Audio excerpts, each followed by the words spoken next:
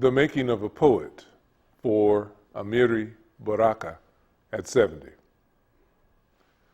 The Rocky Mountains gateway yawned on a land rich in lumber and hard-working white folk. I am sure they heard me coming. The blue-green streams, rich with yellow perch, cutthroat trout, awaited the angler years before becoming inflamed by contact with sewage, PCBs, lead, arsenic, zinc, and cadmium. And the mountain trails carved by the Civilian Conservation Corps called out to the hiker, and the lakes in the area outnumbered only by the coniferous trees growing large and tall in the mountain sun, sang to the outdoors lover. The problem was, I couldn't hear them. I didn't fish, I hated hiking, and if the truth were told, I didn't even like the outdoors. I came to Spokane from the soon-to-be murder capital of the country to play manhood-making basketball, and in the process, go to college. I was a writer in the making with nothing much to write about.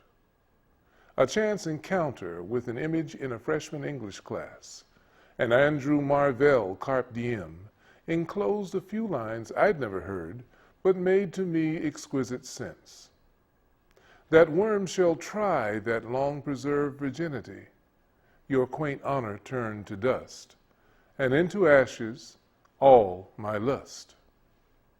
I knew what the poet was talking about. Up thrust my puerile wishes into the womb of his verse dead 300 years. My eyes were open wide. I saw and scried coition in every man-wrought poem, in ejaculating bullets, in the prow of a boat riding on the tide, moving in and out of the narrow harbor slip, and in the pollinating power of a dripping hummingbird's bill. I thought I was ready to write, but alas, and literally alack, I had to get laid first. 18 years old and still a virgin, I couldn't unlock the lusty verse swelling up taut in my soul. If wishes were horses, then even virgin boys could write. I wanted to write, I really and truly did, but could not. There was basketball to play, there was school, and there was the learn as you go like your life depended on it OJT of the seduction, frustration, humiliation, triumph, jealousy, heartbreak, dejection dance. There was, too, the modern-day 1967 Artemisia absinthium, the elixirs of poets cross-dressing in cans of Coors beer and bottles of Loganberry, white port, and Ripple wine, $1 joints and $10 lids, orange barrels, peyote buttons, and blotter paper acid inspiring choric Cassandra crying siren songs of addiction and future recovery rooms.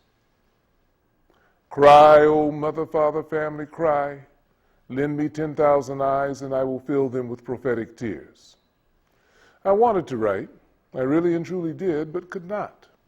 There was basketball to play, wine, women, bawdy song, and marriage. There was adversarial blackness walking about seeking whom he might devour. I got bit, gnawed and chawed, masticated and swallowed, and spit back up renewed. You came to me then, my teacher, my lyrical mentor, in the rustling of pages and images in a volume of poems and a book of plays. When the student is ready, the master surely appears. I was ready, lying semi-comatose in an apartment above the tavern, musically awash in Monk's epistrophe, originally named Fly Right, and then iambic pentameter, playing over and over again on the phonograph, his percussive quarter tones hammering in the dissonance of a souring modernism. I held in my hands a borrowed volume, your book of poems, a preface to a 20-volume suicide note. I struggled with each of your words as they fought to focus in my blurry eyes, in my inebriated brain.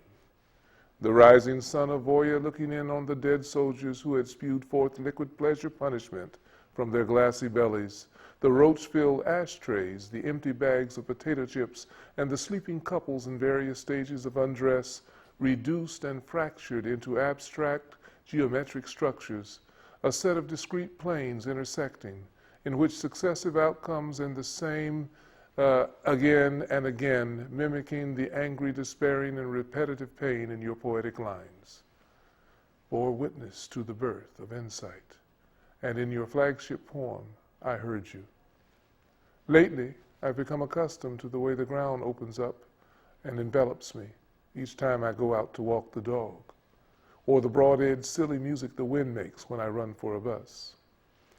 The geography of my life was littered with barrels and barrel whites, and I was routinely swallowed up by any and everything new. The only dogs I chose to walk, Rufus Thomas notwithstanding, were a ferocious new black persona that kept slipping off its chain and a tentative sexual identity afraid of being unleashed. I found myself in your proverbial toilet, not the battered and bloodied Carolus or the conflicted Ray Foots, but looking out through the eyes of the gang of boys who turned their backs on the audience to pee, who pulled on their whatchamacallits, who beat up Carolus because he was gay, because they knew no other way to love him. Your verse taunted and tortured me like a prison guard. I thought I had no other choice than to be like you, to write like you. I devoured everything you wrote. You were the target at which I arrow-aimed myself, your verse the model for my own. You were the horn god, the Loa, the Orisha, who circumscribed the sacred and purified space where all rites, magic and otherwise, were fashioned and crafted. You were my initiator, leading me to and past each warden station, beat bohemianism in the South, cultural nationalism in the East, scientific socialism in the West, postmodernism and the beyond in the dark and dreary North. You showed me in Dutchman, like your hapless clay, how to relieve my insanity, assert my blackness through the blunt force trauma of narrative, how to make my poems projectiles and bullets. Offering up your own life as a passion play, an initiation drama, you showed me, not unlike the Christian sacred cannibalism, how ideated murder could be sanctified, even sacramental, how redemption might be found in the passionate slaying of fundamentalism, romanticism, self-hatred, and progressive myopia.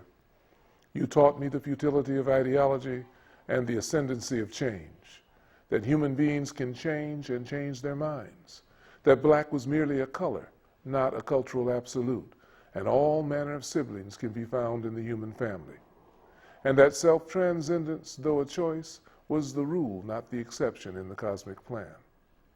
You taught me to stretch the outer boundaries of all the curves that describe convention and made me write through my personal pain until I broke through, cleansed and tempered on the other side. You bade me lay down with my anima and perform the great rite, my hieroscamus, where I plunged my throbbing knife poem into a chalice of wine, and my life poem took shape in that sacred life-changing moment. Thank you, Amiri, for my poetic life. Though I walk through the valleys and shadows of my own path, you have given me and others like me the Baraka. Your tarika, the entire ritual system of your verse, lives on in me, and my like will be passed down through the Sisala, through the great chain of scintillating poetic figures that comprise your spirit and your grace.